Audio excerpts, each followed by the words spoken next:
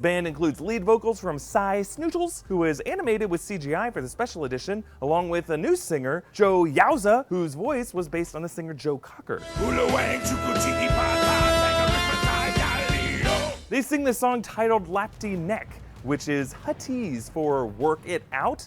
It was written by John Williams' son, Joseph Williams, from the band Toto. Next to arrive is the bounty hunter Boosh, bringing Chewbacca. Now, Boosh is, of course, Leia in disguise. On her helmet are the numbers 1138, one of many of George Lucas's nods to his previous film, THX 1138. Also in disguise is Lando Calrissian, pretending to be Tamtel Screech from a Legend story, but in Solo, Beckett wore this disguise on Kessel, suggesting that in the film canon, Lando found it on the Falcon. Leia thaws Han, but she also ends up one of Jabba's possessions and wearer of a metal bikini that would shatter the innocence of Comic-Con attendees for decades to come. With all the pieces in place, Luke arrives. Now, I pointed out before how the color of Luke's clothes changed throughout the film. White in A New Hope, gray in Empire, and now black in Jedi, reflecting his descent into the dark side to rescue his father. He first appears as a hooded silhouette, similar to Vader's arrival in the first film, and he force chokes the guards, his dad's favorite move, when a Jedi mind trick probably would have worked here. Luke defeats the Rancor by dropping the gate on its head. This results in tears from the Beastmaster, named Malakili. If you're wondering the story behind this guy, according to lore, this Rancor has a name,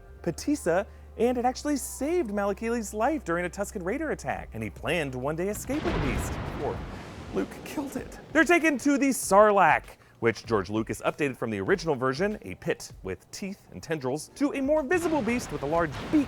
I used to live here.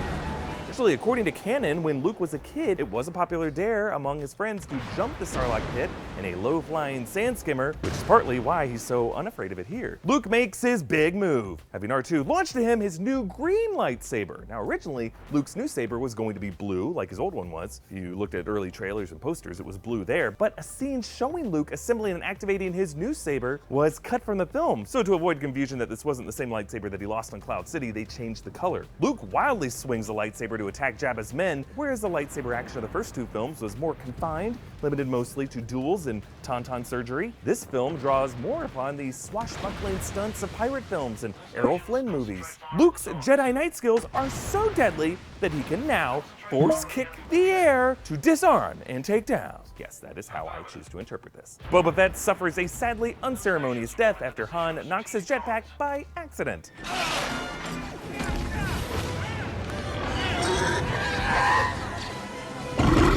George Lucas later said that had he known Boba Fett was going to be so popular, he would have given him a more memorable death, and he considered adding a shot of Boba Fett escaping the Sarlacc pit for the 2004 DVD release. Boba Fett also escapes the Sarlacc in Legends lore, but this has yet to be confirmed true in cinematic canon. Fingers crossed the Mandalorian makes Patton Oswalt's dream come true. The gloved Mandalorian armor gauntlet of Boba Fett grabs onto the sand outside the Sarlacc pit, and the feared bounty hunter pulls himself from the maw. Leia uses her slave chains to choke Jabba, a death meant as an homage to the death of Luca Brasi in The Godfather, the director of which, Francis Ford Coppola, is Lucas's longtime friend and inspiration for the character of Han Solo. They blow the yacht and escape, and when Luke takes off in the X-Wing, there's a close-up of his machine hand reminding us of his increasing anatomical similarity to his father. Luke's hand is the unhealable wound archetype, similar to Frodo's shoulder, the physical impairment that never fully heals to symbolize their burden and the way evil is attempting to corrupt them. And speaking of evil,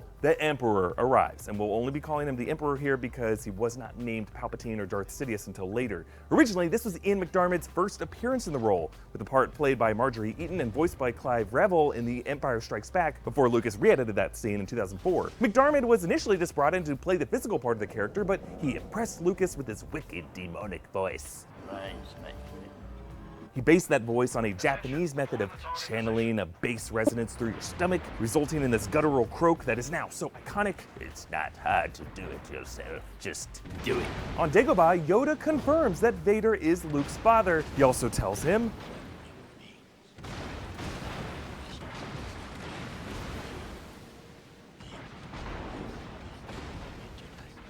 Now it's worth noting that Yoda does not say kill Vader, only confront. It's a bit of foreshadowing of Luke's solution to overcoming Vader, not by violence, but by conversion of values. George Lucas made Yoda declare this truth because he said after consulting with a child psychologist, moviegoers ages 12 and under would dismiss Vader's claim to be a lie unless it was unequivocally stated by the most trusted elder of this universe. In my view, everything that pissed people off about Return of the Jedi originated from this child psychologist session, because Return of the Jedi marked the moment the Star Wars franchise changed to become family films.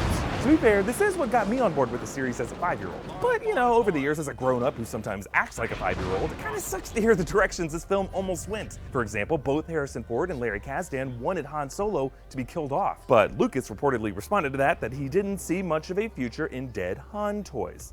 Tell that to the Han in carbonite rug. Similarly, Endor was originally going to be a Wookiee planet, but Lucas insisted that the furry creatures be smaller and closer to teddy bears. Now, the fact that later films showed us both Kashyyyk and Han's death proves that eventually everything we want from Star Wars will happen. Yoda's final words are another confirmation.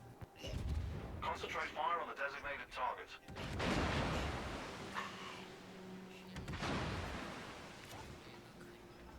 Completing his sentence from that lingering cliffhanger from The Empire Strikes Back.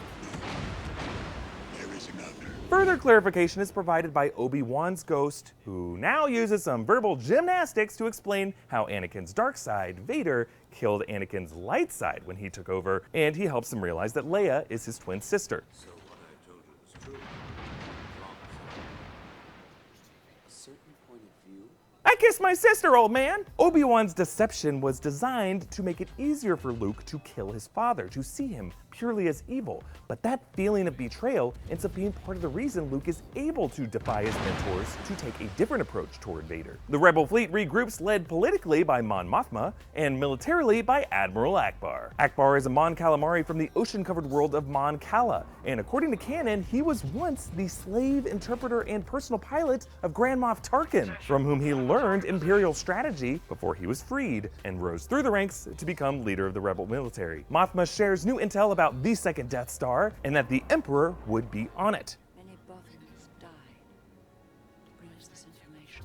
Interestingly, Star Wars lore expands on the Bothans, known for their spy net and their operation to steal an Imperial computer, one that we learn later this film the Emperor actually allowed them to steal. Really, only about a couple dozen Bothans died. In this universe, billions of people die constantly, but Bothan politicians loved painting them as heroic martyrs for years to come, and Mothma, as a politician, is using this sacrifice to motivate the Rebel fleet here. Before I continue, thank you to our sponsor for this episode, Epic Games, and their Star Wars Fallen Order game, the new third-person action-adventure game, which you can download yourself by clicking on the link below. Fallen Order takes place after the events of Revenge of the Sith, when the Jedi have been purged from the galaxy at the Order 66 of Emperor Palpatine. You can play as an escaped Padawan who joins up with some Resistance members to rebuild the Jedi Order.